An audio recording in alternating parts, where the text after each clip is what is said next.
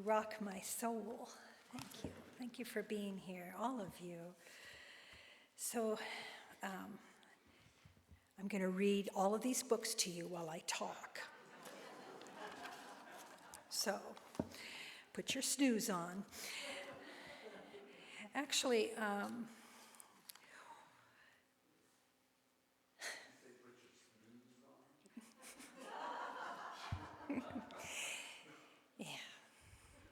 Let's take a moment. You know, Dalton, we can never thank you enough. You know, the innovative ways that he brings to us the gifts of his life, of your gifts. You bring them to us, and Christmas Eve was awesome. You know, they're called ringers that he finds, and I used to think we're paying for ringers, but I didn't hear one bell. But I understand now the power and the creativity that you bring forth. So the choir appreciates you, I know, but so do all of us. So a round of applause for him. Thank you. And I send out ideas of what we're going to talk about each month. I send the titles, but it has an amazing way of, I was listening to the music that he put together for this service, and I thought, this is just right on, just right on. So you'll see that.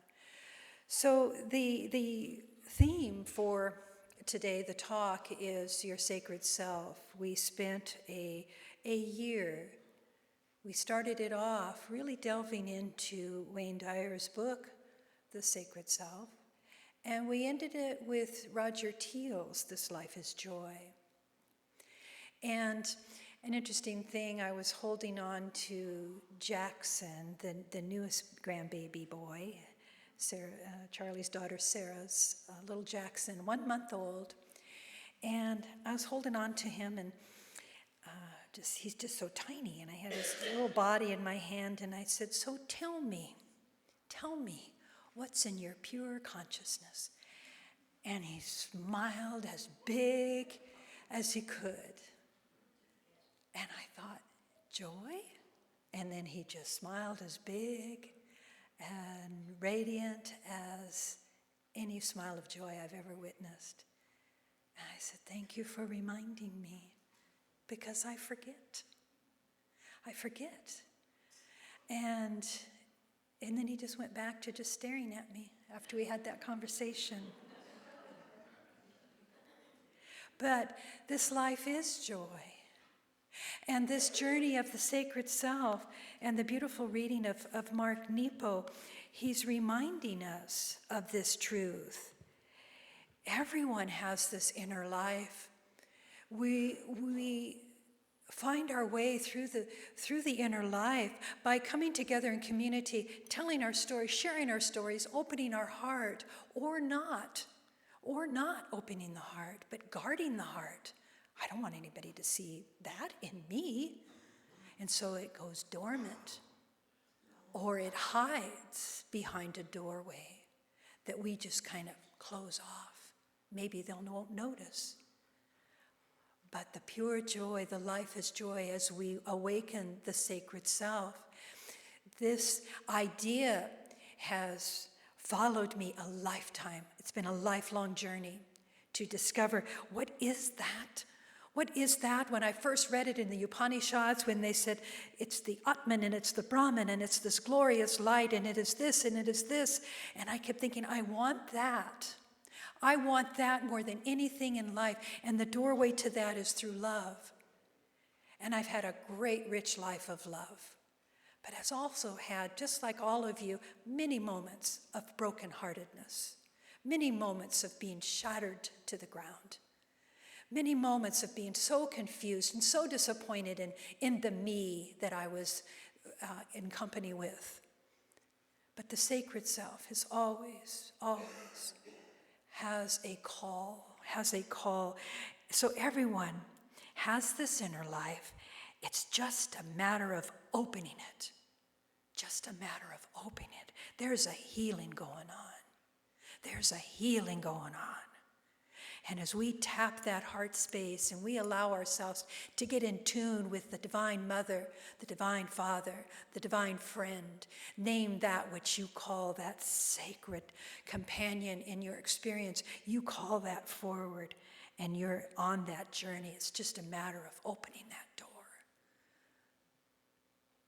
And that doorway is sometimes cluttered with our busyness, with our busy mind, with our habitual mind, with our tortured mind. So this idea that I want to try to share with you today stems from this beautiful reading. Because developing that inner life and just saying to you, spiritual practice, you could go, oh, she's going to talk about that again. But you know what my spiritual practice yesterday was? Dinking. Oh my God, I love to dink.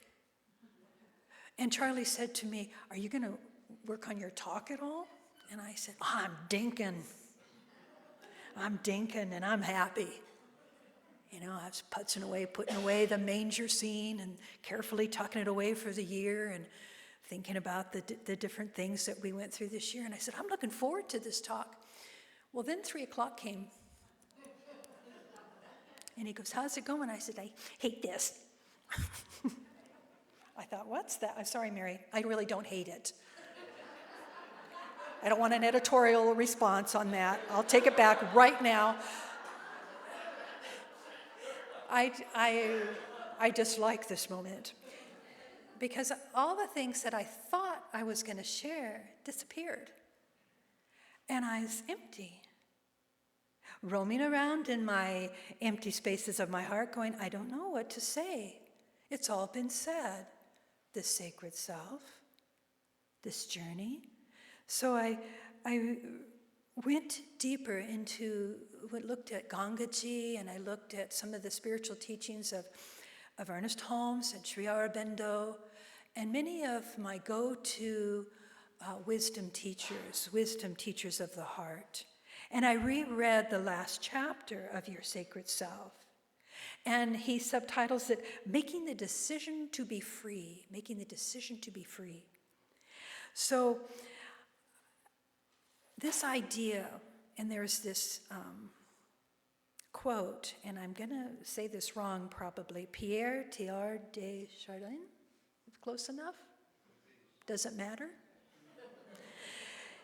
This quote, but if on the contrary, man sees a new door opening above him, a new stage for his development, if each of us can believe that he is working so that the universe may be raised in him and through him to a higher level, then a new spring of energy will well forth in the heart of the earth workers, the whole great human organism overcoming a momentary hesitation will draw its breath and press on with strength renewed. A deep thought. But what I get about that, what charges me into a quickening of the heart, is this journey that we are on, hand in hand, heart to heart. We have been on a journey of creating a collective spirit of our sacred self. This new energy of the sacred self, we've discovered that throughout this year, and now as we move into the year of 2020, Reverend Mary and I have these great visions, and we want you to join us in recognizing the sacred order of the earth. That is the book of Matthew Fox, Schuyler Wilson, and Jennifer Lustig. This beautiful book, it's like, oh, okay, the order of the sacred earth. It's an intergenerational vision of love and action. It's putting this love into action to no longer worrying about the air and the water, but doing something. What is ours to do? So we bring you pioneers, we bring you opportunities to stretch our mind, to stretch our understanding, and to quicken us into action, because we have polished the seeds of our heart, and we are ready to be used as the instruments of the divine, to be the catalyst that allows for the transformative changes we've been longing for. So this collective spirit of our sacred self, this discovery to change the world, we're going to change our way with looking at our health and our vitality. We're going to bring you ideas of how to deal with the demons of addiction, anxiety, depression, some of the ways that haunt our hearts, so that when we ask you to lift that veil, it's much easier to lift that veil. You have a tool. You have an audience to hear your heart. This focus on bringing good to all parts of the world. We recognize that we are global citizens, that we're not just citizens of the United States of America, but global citizens. And what does that mean? If you so choose to open your heart to that and to drop the barriers that you might not even have realized have crusted around the heart corners of your soul. So he says, I will radiate my sacred self outward for the collective good of all. So as we witness all this craziness in the world, we sometimes think, is everybody crazy? I know sometimes I hear myself, and they vote, I say to myself. And I think, well, stop it. There's judgment in that. But as I recognize there is a majority of people, and we are the majority of people, are really living a sacred quest. There's so much religious and spiritual opportunities that are gifted to us through podcasts, through magazines, through books, through television, through movies, through dialogues, through prayer, through practices, through the many types of religion and faith paths. The invitation, and the halls are filled with people longing for that sacred spiritual quest. We're not alone. And so we're collectively creating a world, and we must remember that what we see right now is the world's ego, and we've been collectively a part of that too, right? We sometimes think, no, that can't be me. That little snarky thing that just came across, that can't be me. But then you turn around and suddenly you're saying it, and you realize, oh, it was me. I have some cleaning up to do. So the invitation here is to look deeply at that on one level, collectively, and not let our ego stop us from looking into the depth of some of these challenges. So this year, looking at sacred self to the life of joy has been the invitation to tame that personal ego that we all have, and to also look into the collective ego as we continue to be impressed upon by media. But let's look at this and see, where can I transcend this? Where can I transcend this individual ego and know this higher self? To know what every scripture, from the Bible to the Bhagavad Gita, to the Talmud, all of them saying there is a light. There is a greater light. There is a greater consciousness of knowing. And that is the thrilling part of all of this. And what we have been unfortunately conditioned into is the habitual mind. The mind that we tend to just operate almost on autopilot. I think this, therefore that. I think this, therefore that. And we sometimes don't question it, and we get caught in the groove. We're getting along okay, but it's not the deepest truth. I told myself last night as I was tumbling around with all of this in my own soul, I thought, yes, I must make that appointment with Reverend Lynn and get that DR stuff done, to try to deprogram the continual thought that keeps me trapped into my own heart suffering. There are tools, there are therapists, there are ways, there are prayers, there are techniques, there is the breath, there is the willingness. And the invitation here, it's not easy. See, I was under the illusion that if I just went to my heart, it'd be easy. Oh, whoops. That's the biggest challenge. Because the truth is revealed in your heart. And it doesn't lie to you. It doesn't pamper you. It doesn't say you're right. It just says, look deeper. Lift the veil. Look deeper. Look deeper and love more. And joy will be revealed. So this invitation through your spiritual practice, contemplation, spiritual study, the meditations, the prayers, the being in service, dinking, if that suits you. The dinking sets us into a mind flow of just beingness. And into that silence is where we are longing, yearning to be. I won't go into the details. It was in the 9 o'clock service, but Sri Aurobindo is a teacher that came into Ernest Holmes' life towards the end of Ernest Holmes' experience. Sri Aurobindo is a beautiful man, has beautiful writings, but they're very complex for me personally to just get with the first read through, almost as challenging as Troward. But what I really got this time, because they talk about the mental level, so we all understand that. He talks about supramental. That level of consciousness, that's the sacred self. That's the mind that sacred self thinks through. That's the one that is the conduit to the divine. God is, I am in that supramental mind that is above the rumblings and tumblings of a suffering heart that allows me just to stay and struggle and get grouchy. Oh, I'm set free when I allow myself to be still long enough, to be quiet long enough. So the doorway and the altar of my heart opens, beckons me to come sit at the lap of the divine and allow the divine to channel through me a greater love, a greater truth, that joy that baby Jackson couldn't help but smile to remind me who we are.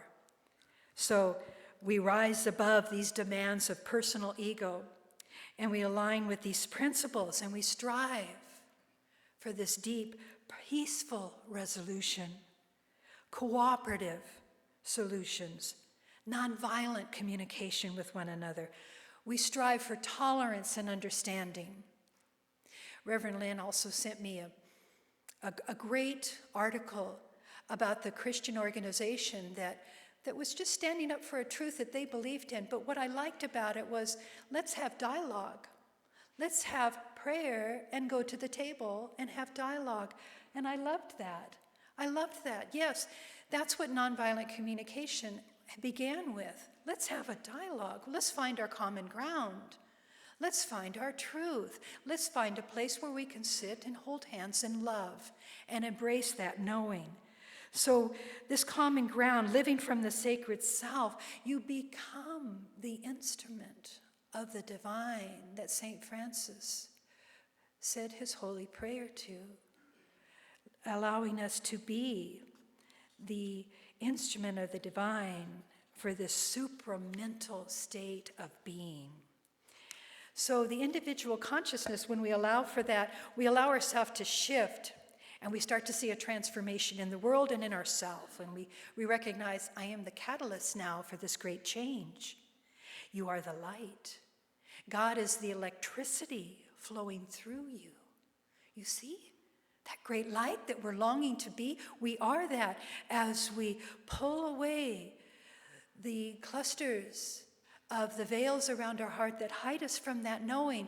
And then when we see that divine light burst through with a greater understanding, we recognize the current flowing through as that divine electricity of the God itself, that super consciousness just flowing and allowing ourselves to open.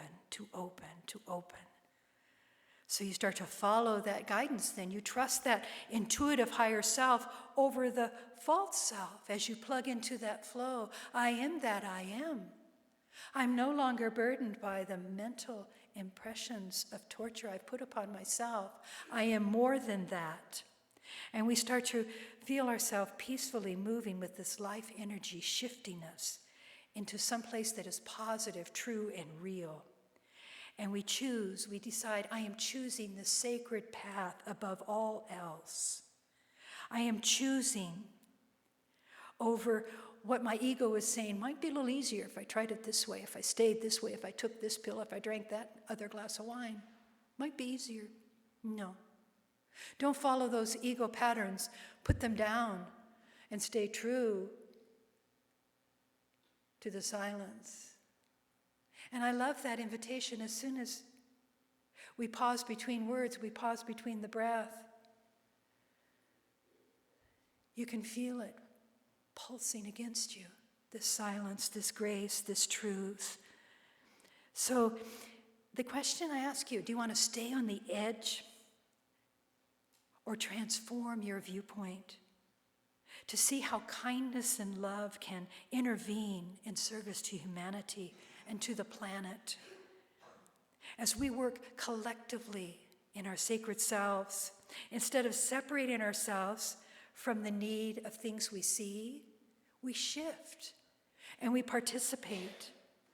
And we recognize part of this world ego has been framed by our own personal ego, and those are the parts that are fear invested, judged, and comparative. But when we stand in a sense of allowing truth to prevail, if we love one another, as Scripture simply says, do unto others as you would have them do unto you. Are you? Are we? Collectively? Doing unto others? Thinking upon others? Caring about others as we would want them to care about us? I'm sure somebody's out there saying, and she votes. It's going to come back to me. So I have to look at myself. What am I putting out there? What is the sacred self allowing its antenna that is tuned into the divine, with that part of me that is, and I'm solid and trusting and knowing that, what is it connected to? What frequency are we tuned to? I don't hear the radio station today, Damien. So we're doing pretty good here. Because sometimes that interference comes in, and we have to think, am I listening to the talk, or am I listening to KQM something? You know, what is the frequency? Where is that divine frequency in you to find where you're going to turn to for your support? Because we remind ourselves that hate and envy, greed and intolerance are not the answers. Wayne Dyer reminds us, stay grounded in love, stay grounded in tolerance, truth, and purity. We're all sharing the same water, the same air. We need our earth for our sustenance. We're not special. We're not special. We all need this grace. So moment by moment, moment by breath by moment, the call is to find yourself in the inner sanctuary of your heart, in the inner sacred space that recognizes that the divinity, the loving presence, dwells within you. So, sacred self, he says this, and this is from a book from Tom Brown, and a quote from a book called The Quest. Man, living in the island of self, is living but a small part of what life is all about. Man must transcend the barriers. Man must transcend the prisons of ego and thought and reach the Creator. All islands, all circles must be bridged. Each world must be understood. This is the quest. Then finally, fused into an absolute and pure oneness. Then there can be no inner or outer dimension, no separation of the self, just a pure oneness where man is at once all things. It is in this fusion of worlds that man will know all things and live the deeper meaning of life. Then and only then can man ever hope to touch God. And we take a breath and we realize, how many breaths have I taken this lifetime and not allowed to exhale completely and let go and let God? How many? How many times have I been deluded into thinking that this heart work that is the invitation that Roger Teal introduces in the last part of his Book of Joy, this heart work is to sit with the altar of your heart and allow the company that arrives into your own sanctuary of your heart to be the ones that cause you distress. Yes, those two are invited into this heart space. And you do the breath work, and you breathe with them, and you weep with them, and you tell your story to them, and you listen to the imaginary story that they have back for you. And when you have the courage, you meet that in real life. And you keep finding your way deeper and deeper as the sacred self becomes the instrument of the divine, because at the altar of the heart, in that breath work, it's silent. There's pause.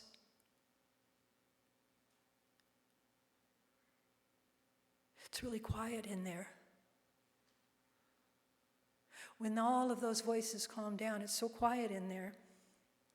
And your heart starts to quiver. Am I breaking? No, I'm opening. I'm opening. I'm opening to what is. And behind that pulsing, moving through me, through that heartbeat, is that divine electricity asking me, stay open, stay quiet, listen, be, serve, trust.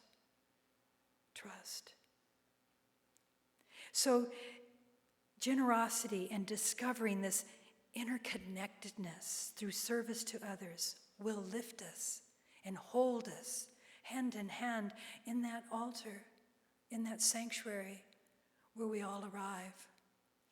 Thich Nhat Hanh says there's 4 questions to open the heart and to empower love.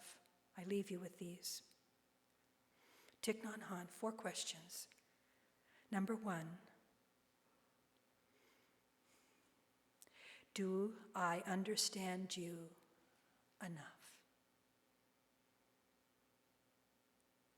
Have I really listened to you? Do I understand you?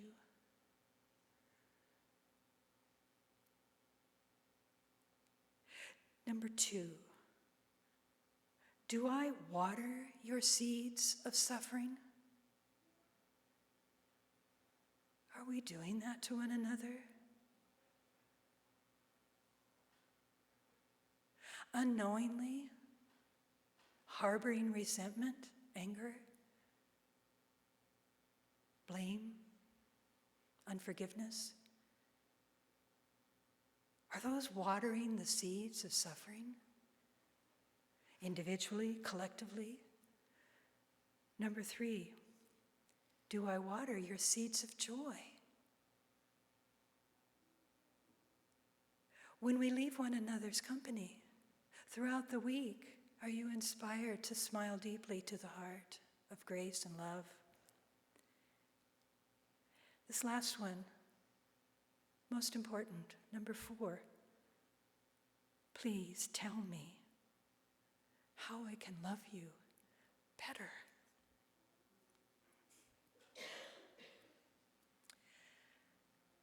How can we love one another better?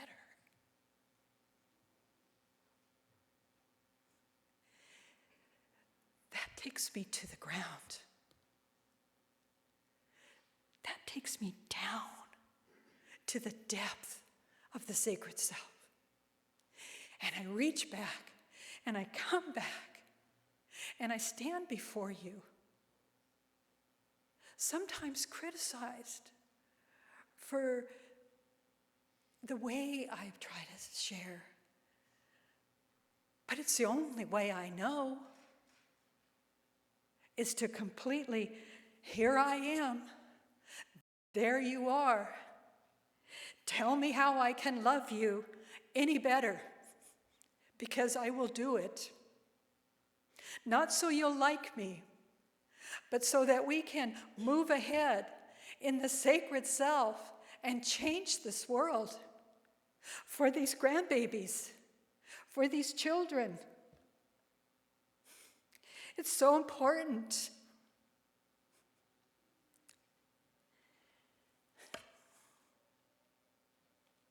I'll have him play the keys. Thank you, Dalton.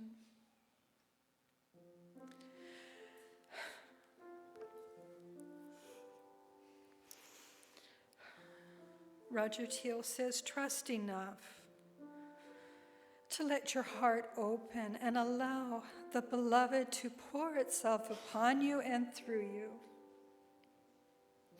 The impulsion of the greater within you will drive you.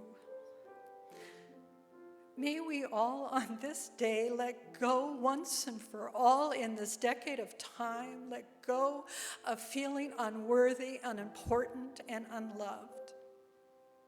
May our hearts just celebrate forgiveness, understanding, and tolerance. Let us not walk from these doors feeling separate from love, and let joy reveal itself in you as you. Oh, divine Father, Mother, God, friend, love, truth, nature, wisdom, love, any name that we give the unnameable, we call ourselves into that grace, and we surrender the roots of our suffering. How can we love more? And that is all we want to hear. I release this prayer in gratitude. I don't know why I'm falling apart. It's what love is doing to me right now. We take a breath. We pick up the pieces. And we say, thank you, God. And so it is.